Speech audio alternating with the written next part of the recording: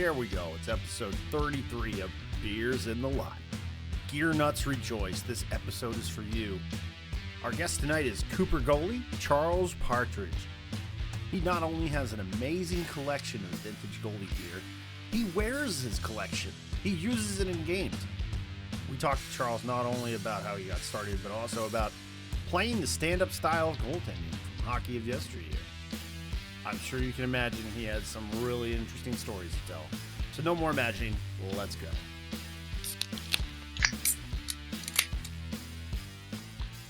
Gotta watch my Guinness. Aaron decided to go with a glass. Well, it's a Guinness. You gotta pour it into a glass. Can't drink that out of the bottle, and you gotta You gotta let it watch set. it alive. Yeah, you gotta let it settle a little bit. I apologize. I was going to bring a glass down and pour half of my beer into that because I don't like to pick sides. So I would join both teams there.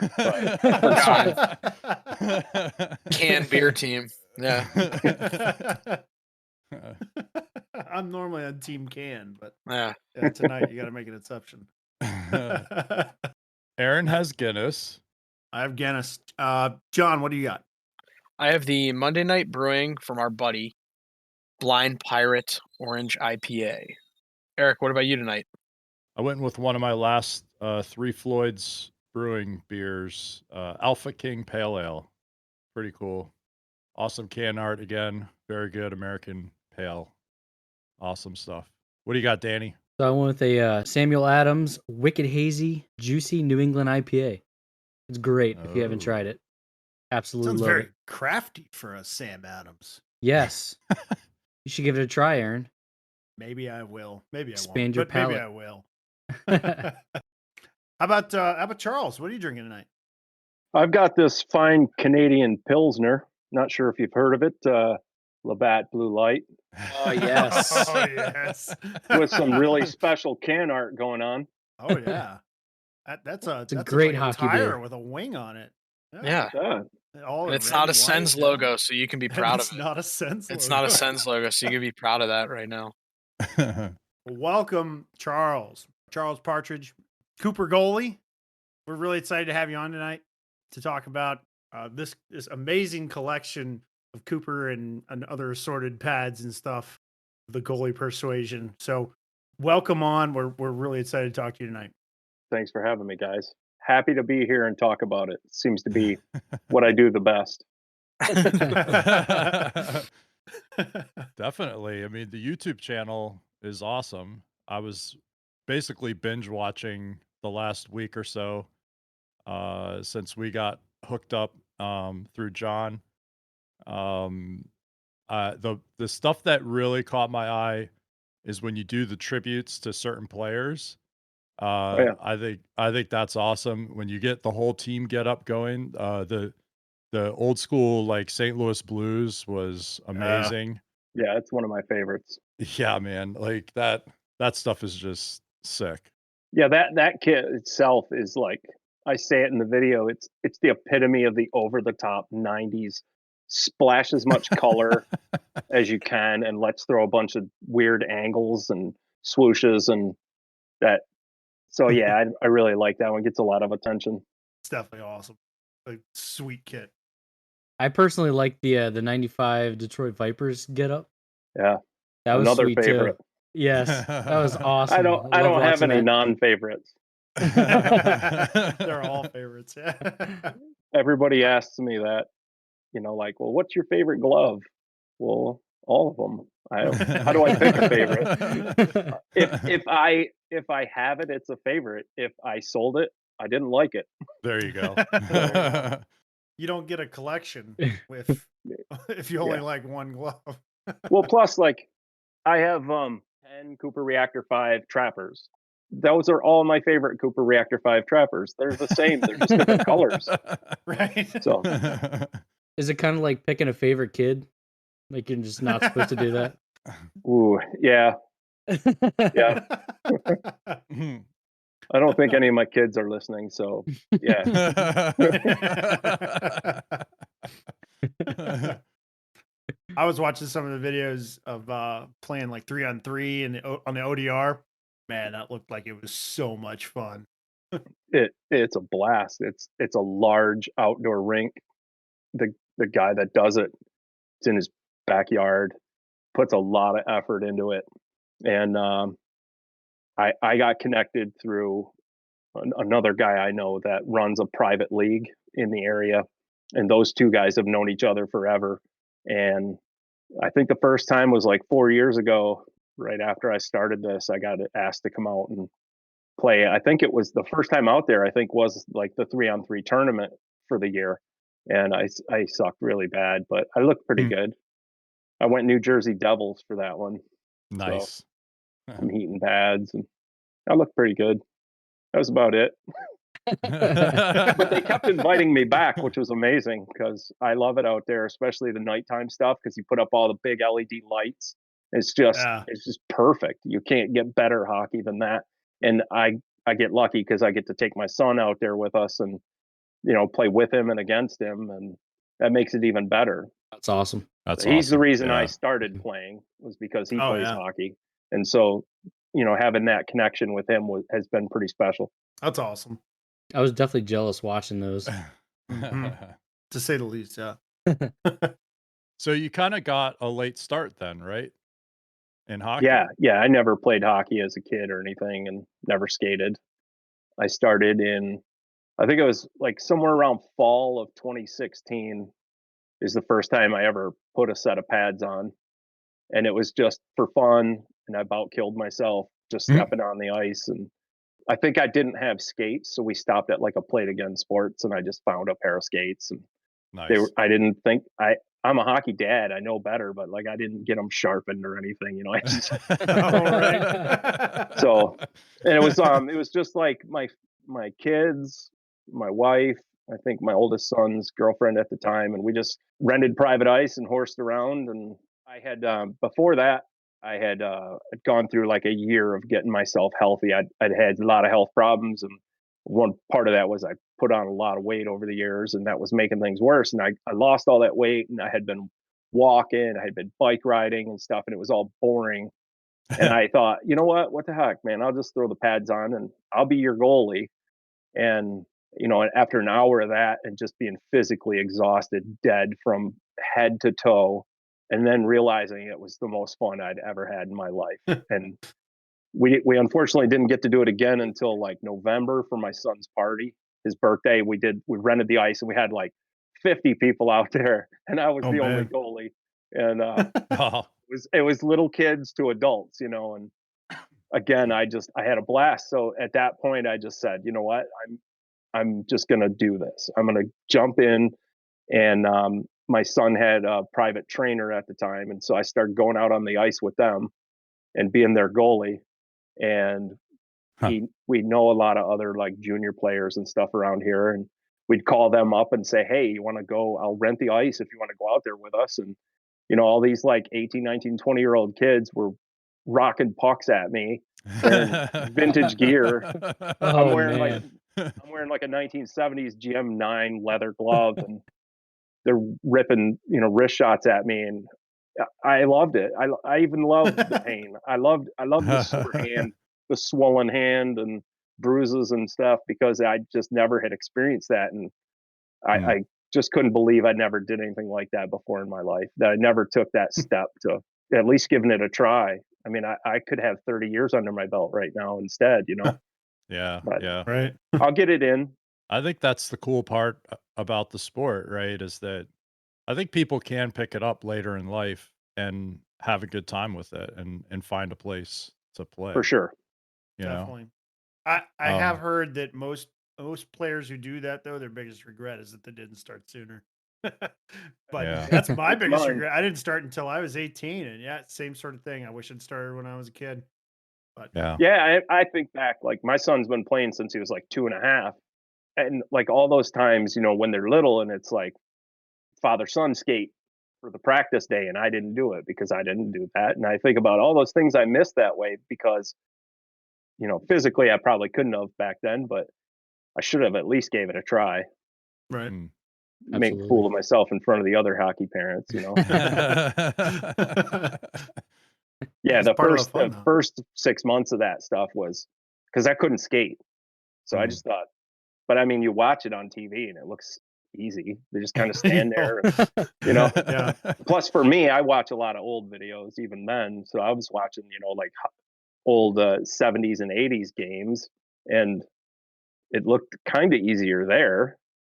And I spent 6 months of like just trying to stay on my feet in the crease and not fall backwards and smash my head on the Oh. crossbar or something. Oh, right. The amount of energy, you don't realize that if you can skate, but the amount of energy it takes just to stand on skates is phenomenal. Yeah. And the mental focus that it takes when you don't know what you're doing. So I learned the hard way. Well, I'll say this. I mean, watching your videos, and you do, you put a lot of gameplay, usually in the back half of the videos now, right? You definitely have that old school stand up style, that 70s, 80s stand up style. I'm going to stand up until the puck hits me kind of thing. Is that, on purpose? Is it because of the videos that you watch? Is it because you're using that gear? What's going on there? Kind of a lot of that. It's I really try to primarily focus in like the mid late 80s to 90s style, you know, not really a butterfly, but back then it was still like do whatever you could to stop a puck instead Right. of just skate saves and pad stacks. Like it evolved because the game got faster. So goalies were doing everything. The Hasek style of goalie, you know, you had to some degree do that. And primarily that's my gear collection is in that era too. The other thing is like I have terrible knees. I have a bad back. I'm old. I'm not going to try to butterfly slide. And, like I just know that's an Right. injury to me, and I don't want to go that route. I feel so much better not trying that stuff. Um, and my gear isn't built for that. You Right. can't have Yeah. Cordura sides on your pad and try to butterfly slide. It's not going to work. You're just going to get stuck or spin in a circle. So I'm sure playing men's league and everything, a lot of those guys grew up playing either goalies similar to that style or a hybrid of kind of what you are currently, where you said you're predominantly stand up. Do you ever have shooters come up to you and say, man, that really fooled me? Like, why are you standing up there? Or why aren't you going down? Stuff like that. Do you ever get any critiques like that? Not so much specific like that, but so my primary league is I play in an old timer league. I play up with the older kids. I'm in the 60 and over division. And those guys, I think, appreciate it the most because they've been playing so long that they went through a period where everybody they were playing against was the modern style, and then now I'm in there. And so now when something scrambly happens and I miraculously save the puck and the 3 rebounds I cause, then they come up to me and they like, how'd you do that? I have a video I think called I got compared to Carey Price or something like that, and I thought what a weird thing, but I guess that's his way of relating it. A major save in modern memory to him and what I did to him, and but in the younger ones, no, they just all think that I suck and they'll have no problem deking in on me. So I just charge out and lunging poke check at them and stuff, Nice. and 33% of the time it works, and I can laugh at them when they skate away with their head down. So I'm not that great, but I get aggravated quickly when there's like that one ringer on a team, and he keeps trying to do that stuff, So I don't mind harassing him when I make the 1 out of 4 saves against him. Right. So when you say that, I know you're like keying in on the 80s, early 90s. You're not like Billy Smith. Like if you come near you in the crease, you're not hacking people, I hope, right? No, I threatened a guy last week. There's Okay.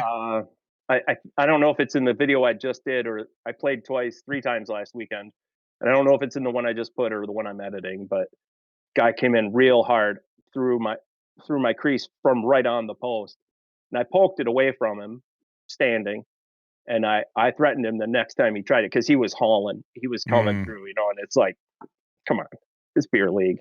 Yeah. Trying He'd have hit Brian me, strikes we'd have again. both been hurt. Yeah, I would have. I told him the next time he comes through, he'll feel it. He didn't do it. Probably didn't get an opportunity. So there's one game video. Didn't drop my gloves. Is the formal answer. There's a guy just really, it was in the like D League late at night stuff, and this guy was just a show off, and I had a puck covered, and a whistle blows, and he's still like jabbing at me, and I'm laying out on my belly, and he's jabbing in between my legs with his stick, and I was so mad. Yeah.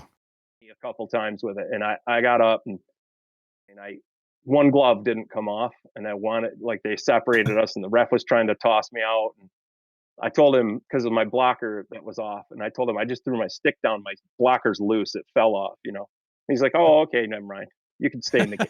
Oh, He was nice to me. The refs love me the most.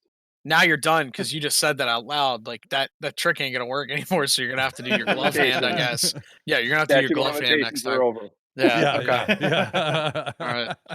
Yeah, the officials seem to appreciate the gear the most, honestly. When I think about it, like I have refs that like make me stay and take pictures with them afterwards, and yeah, man, it's funny. So that, and they're just so used to everybody playing butterfly. So when I do crazy stuff to stop a puck, just because I don't have any other skill set, they think that it's amazing. That like I'm doing it on purpose or something. I'm just trying to stop the damn puck. So you mentioned earlier that like one of the first times you went out and had like sore hand and everything, and you were using older gear, so it might not have protected you as well. Is that, you said you like it though? You kind of answered my question, I guess. I was going to ask if you feel safe in some of the older gear.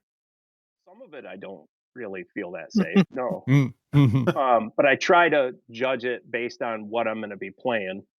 Right. So I'll wear the old 2-piece, shoulders and then belly pad in my old timer league because there's no slap shot rule. I'll also wear a fiberglass face hugger in that league because there's no slap shot. If I'm in like D League, I usually try to wear at least, mid 90s gear. Yeah. And even last weekend, I played in my old timer A division, which is the younger of the older group. And, I wore Cooper Reactor 5, so 1995 chest protector. The first shot on goal was a killer wrist shot from like that face-off dot, and it hit me right square in the sternum, and I felt it. And the whole next day, I had a red circle on my chest. Oh man. And but I didn't get hurt. I like it. It reminds me of the fun I had the night before. So right. I try not to be stupid with my decisions, and base it on the quality of, or the age group or the rule set of what I'm going to go do. Didn't Gar Snow like staple roof shingles to like his chest protectors and stuff? I remember hearing stuff like that. I haven't heard that one, but I wouldn't doubt it. I mean, his chest protectors were huge. Yeah. Yep. So what's mentioning Gar Snow here? Who are some of your idols as a Detroit fan? I gotta imagine Hasek is on that list. Oh yeah, Osgood and Hasek are probably my top two for modern or somewhat modern era goalies. But I really enjoy watching, the 70s. Really, to me, is the epitome of like they all were brave, even before that, when they didn't wear hardly any gear and stuff, but the game was a lot different too.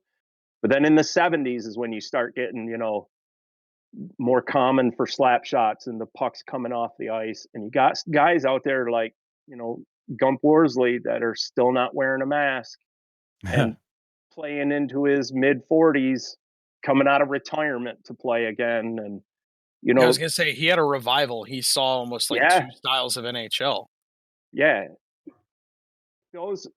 I enjoy watching that stuff all the time. And I don't care what goalie it is. I don't care if it's IHL or, NHL or any of that. Like, it's just amazing to watch them. I don't care that they gave up 4 to 5 goals a game, because look what they were doing it wearing. And I have I had video just recently. I wore mid 80s GP95 leather pads. They're stuffed with deer hair and kapok, and I wore Lang skates. So the Lang skates alone are 3.5 pounds each. A lot of people don't understand what that means when you're playing a goalie position. The pads are 6.5 to 7 pounds. So you have over 10 pounds on each leg just to get out there. Watch those games and think of that while you're watching those guys move around, and then top it off with, the wooden sticks they were using, the old Northlands and stuff. I know it only weighs a couple pounds, but today's stick is measured in grams. Right. Yeah. To be able to do what they did with the equipment they had while that game was evolving big time throughout the 70s, just mind blowing to me. And I can't play that way. I can't make skate saves. I've tried. I'm practicing. I do it all the time. I try to do it, and one of these days, for me, the problem is I don't have the muscle memory. I don't have the years of practicing and playing that way. So it's hard for me to read a play as it's coming towards me to know that's the selection I should make, which is why I end up in scramble mode all the time. So I love watching the videos and seeing them do it, especially, again, some of these guys that were maybe a little bit on the heavier side at that point in their careers and still playing that way and facing 40 shots a game. And it's amazing. And wearing 30 pounds of gear. Right. Well, I think the most interesting thing you state, because I've seen it in some of your videos, you're wearing the older 90s and 80s model skates where they're practically like pancakes on your ankle. They're older skates, they're leather normally. That's a very difficult thing. Yeah, I try not to wear my oldest skates because, your ankles hurt. The guy has some real old Bowers that are just a leather boot and a real small plastic cowling on it, and it hurts your ankle so bad. And again, those guys back in the 60s and 70s were wearing that kind of stuff. The Langs, I made that mistake. I've only worn my Langs twice. I shouldn't have worn them for a game that meant something because I wasn't used to them.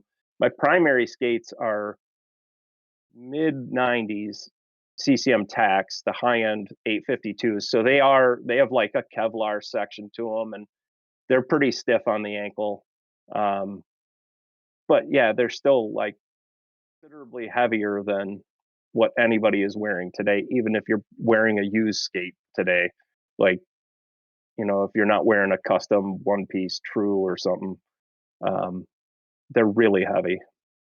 In fact, I have a shelf over there. I had built like a little display thing for my older skates. I moved them over to my actual just stuff for display now, just so I don't accidentally get it in my mind that I need to wear those again. And I've put them over on the this is some cool stuff on display shelf. Yeah. So yeah. You said your tour video was like 3 years old. Are you planning on making another video? Yeah, step one was preparing for this, talking to you guys and having my camera on. I cleaned up a little bit. So at the beginning of the coronavirus stuff, I started working from home.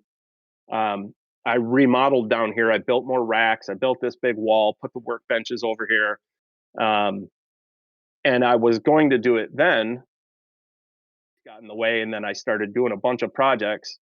And I put an extra table back here behind me that I moved over there for now. And I got another sewing machine that I don't have a spot for. So it kind of floats around on a rolling desk. And it just got overwhelming, the amount of stuff I had in here. And I never got around to doing the video, but I do plan on it. I'm probably going to take over a little more space on that wing of the basement back here and set up a little bit better and then do it. So I have this nice pegboard wall now. So like cage parts and tape and masks and tools are hanging over on that side, and my vinyls and my cleaning supplies are all up here. And it's a lot more practical than that last video when my workbenches were like in the middle of the room. I had to paint this post red because I have a curtain here for work. So when I'm on web calls for work, nobody can see what I'm doing when I'm not on web calls. Nice. I would move the curtain and go to walk out and walk into that pole right there. Oh no! So I painted it bright red so I would stop doing that. Should have put some pads on it. Yeah. Put some pads on. Yeah, strap some pads around it. So I bet having a collection that old, and you already touched on it with a sewing machine, there's a lot of upkeep, there's a lot of repairs, there's probably a lot of stuff you do to get it ready, for game action. Did you have any of those skills before you took on this collection or started? Or is this something as you've grown over time, you've gotten better and better? So no, I didn't have any of those skills. I guess the most important skill is the willingness to try something. And yeah, the last time I had sewed was in the 7th grade in home ec class. I made a What's that? Home ec. That's what they used to force us to take in 7th grade. Yeah. We had to learn to cook and clean. Man, I could have used one of those. Yeah. Yeah, we know. Yes. Yeah, we know, Aaron. I had this old used sewing machine from like a Goodwill or something, and tried using that to do some work. It was just junk, even for jerseys, it wasn't working. And then ultimately, a benefit a lot of people don't have, and that is that I've become friends with and a master craftsman. So Glenn Miller lives like 30 minutes from me, and we become pretty good friends. And I, until coronavirus, used to go over and hang out all the time and be in his workshop and get a lot of firsthand training from him. And he's helped set me up with tools that I need, just for like making my own leather straps. So I wanted to do it kind of the old way, and so I bought an antique 100-year-old riveting machine, but it didn't have the right anvil, and so he helped get me a custom anvil made, and and then he supplied me with the parts and trained me how to use it. And then he called me up one day and said, "Hey, I'm ordering leather. Do you want to split a hide with me?" Like, Wow. to me it was like a jaw-dropping moment, because I mean, this is Glenn Miller. Like, everybody in my world of vintage gear knows Glenn Miller, and too bad, unfortunately, a lot of young folks don't, even though for 7 years he was involved in Vaughn recently, and it just I've been lucky to have that resource to help me and teach me, and really one of the best things he does for me is just tell me to do it, try it. You're not going to screw it up that bad, just go for it. Yeah. So I do. Or he'll tell me bring it over there and he'll help me with the try it part. So that's good too. Yep. And now I have a whole box of stuff that I'm taking over to him because I don't have the right.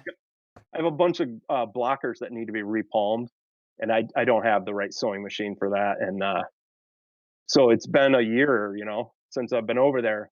So the stuff is just stacking up, and I'm going to go over there one of these days with a beer and a couple of boxes of blockers that need to be repalmed, so I can. You want to take more than a beer just to. Oh just yeah. I'll take Mrs. Miller a lemonade too. Yeah. There you go. There you go. Good. Yeah. So yeah, I didn't have any of the skill set. I just didn't know how to say it's not worth trying. I might as well. And a lot of it's a lot easier than it seems, especially with the old leather stuff, because a lot is all done by hand, a lot of it, and the repairs are. That's actually how I started the YouTube thing. It wasn't about putting my games on YouTube. My first video was repairing wood goalie sticks, old ones.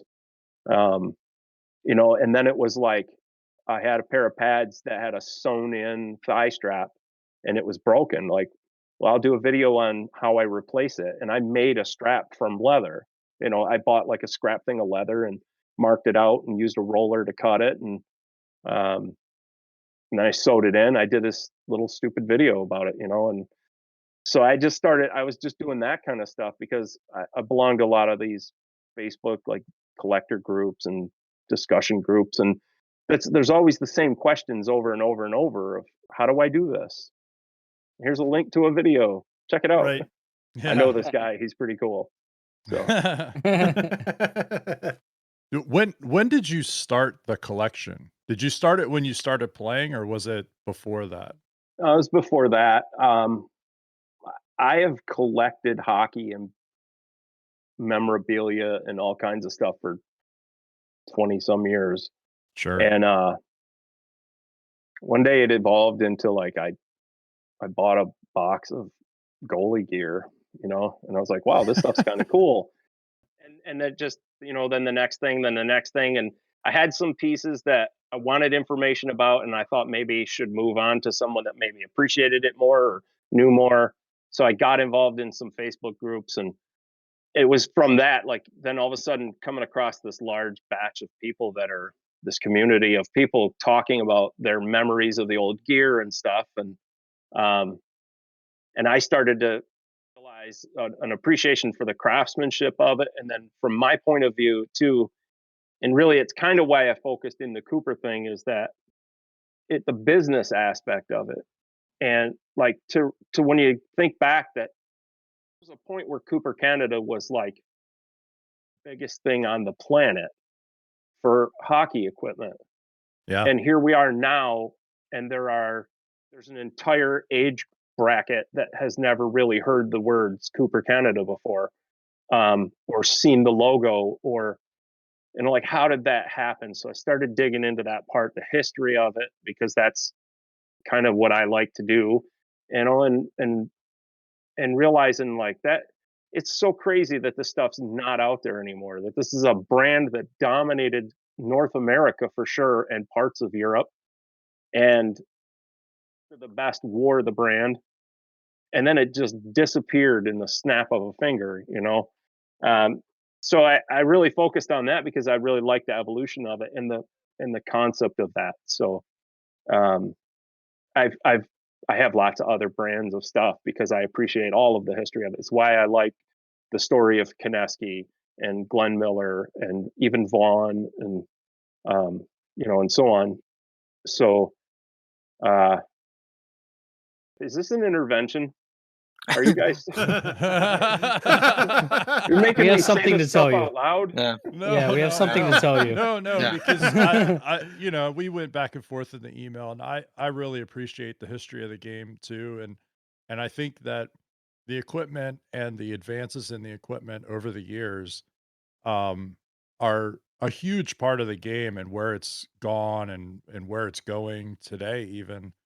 And so I find it really interesting that somebody, decided to start collecting vintage gear, and then, having the audacity to actually use it. That's Yeah. that's like the next step, I think, from just appreciating it. And you were saying before, like, about, having to learn how to do the repairs and everything, and it's just a do it mentality. Well, I think that comes from the fact that, like, you stepped on the ice with this gear and decided you were going to play. Like, you were already there. The gear repairs is nothing compared to guys taking shots at you and you're wearing, Yeah. 40-year-old gear, So there's one for you. What's the newest gear you've ever used? Have you ever used Oh. gear that's relatively new? No. Late model? No? So a couple pieces. I had a set of Batram Bold pads that I really liked. They just didn't fit me, my collection and whatnot. But those were like 1997, I think Scott told me. And I had a full set of Vaughn V1s, and I played so terribly, and I couldn't I just couldn't adjust to that style of pad. Even it was more of a more on the butterfly side of a hybrid pad, and I couldn't even get up off the ice when I went down. So I just couldn't move in them right. So I wore them like twice, I think, and then those went away. And I have a Glenn Miller PHX Trapper.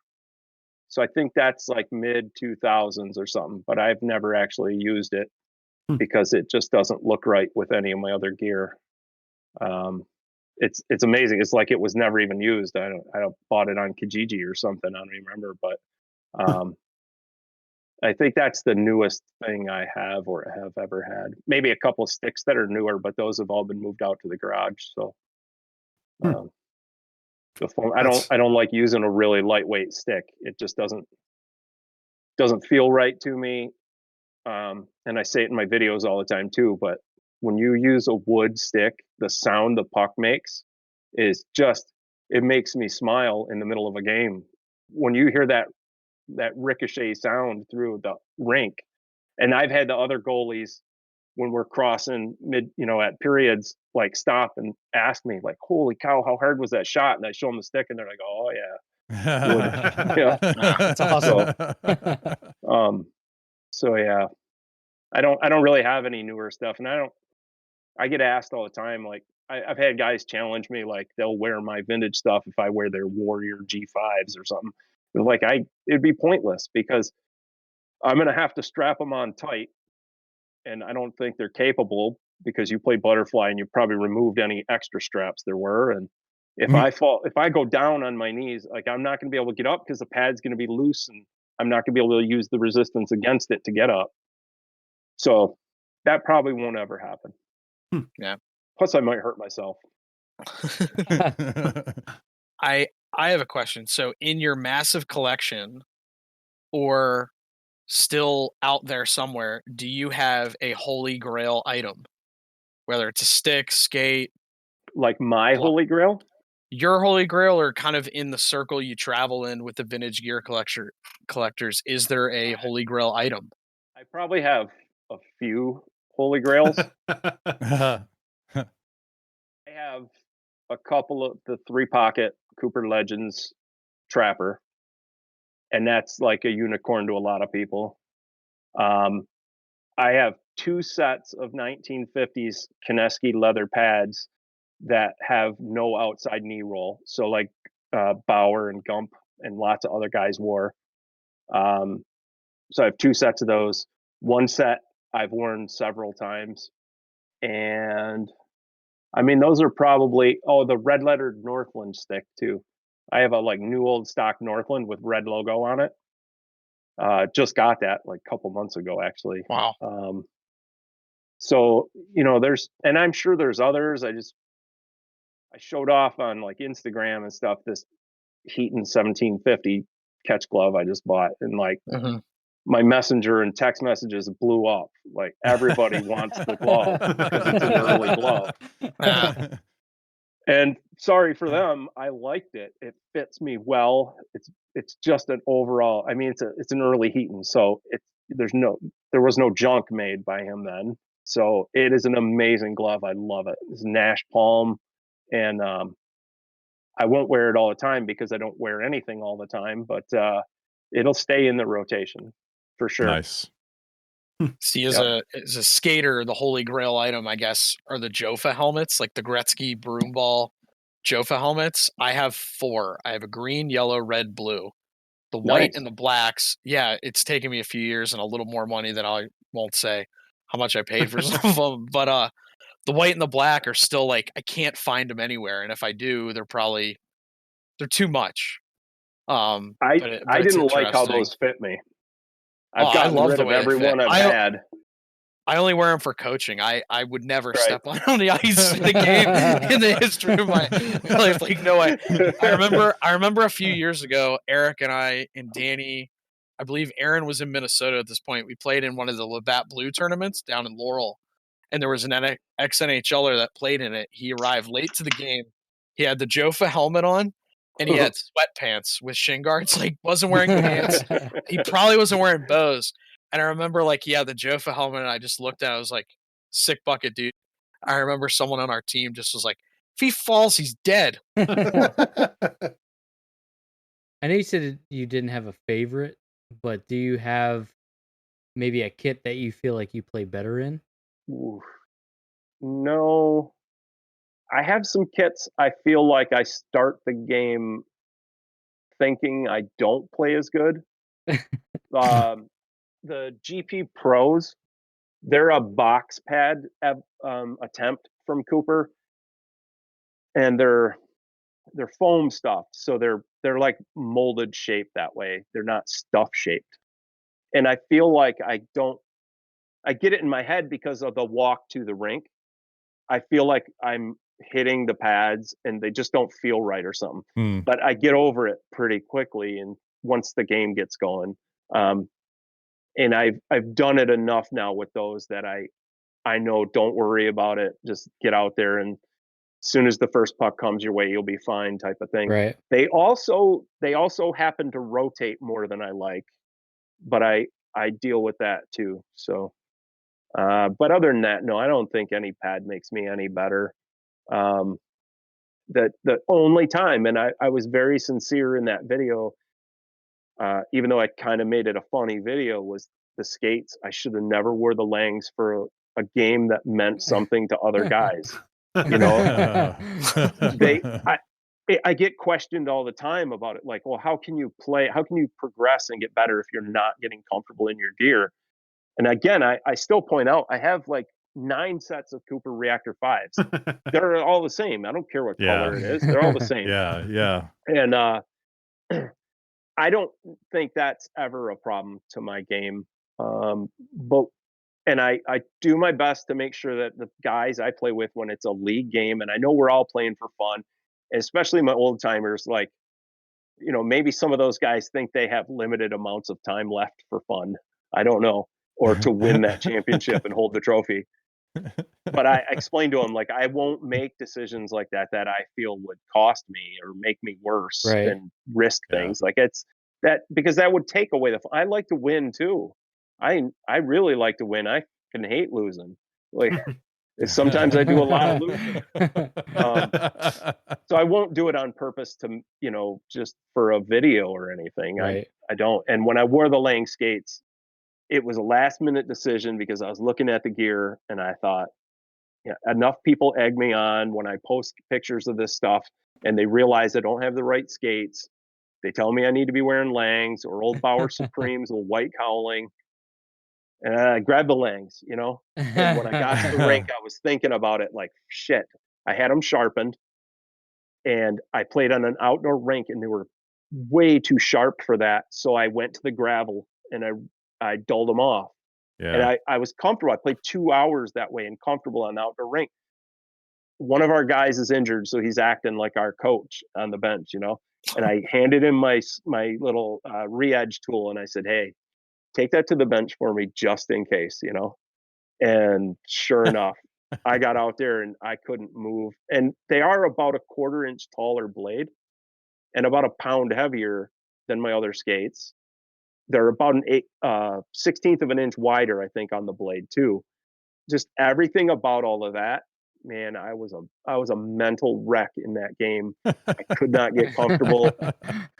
And you can see in the video where especially my left leg, I was like, instead of smoothly going to the post, I was like lifting my leg and moving it over because I couldn't slide it. Yeah. And I did what I could with that game and it sucked. So I won't do it again. I don't normally.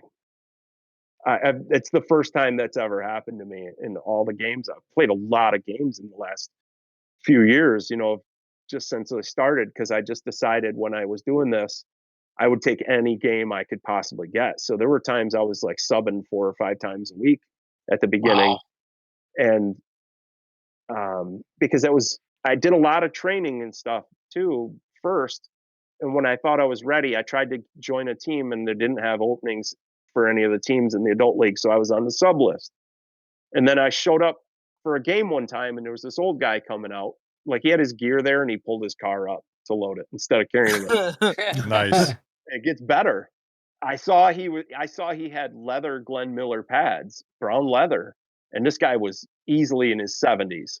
And I thought, man, I need to talk to this guy. So I just stood by his gear and waited for him to pull up. And we got talking. And I told him how I know Glenn and all this. And he was friends with Glenn for years.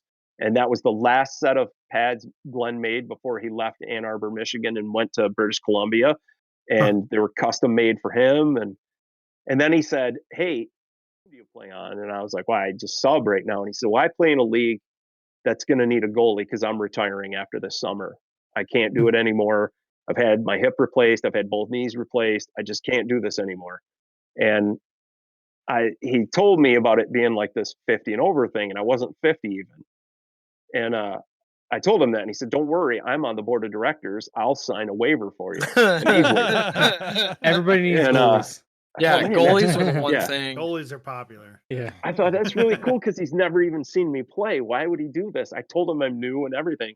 And we got talking, and we kind of got to be friends for a while. This man used the same pair of skates for 47 years. Oh, wow. Wow. Like, Man. because he's like, "I've had those skates for 47 years. I'm like, "Well, what do you mean you've used them that long?" "Oh yeah, it's the only skates I've used in my adult life."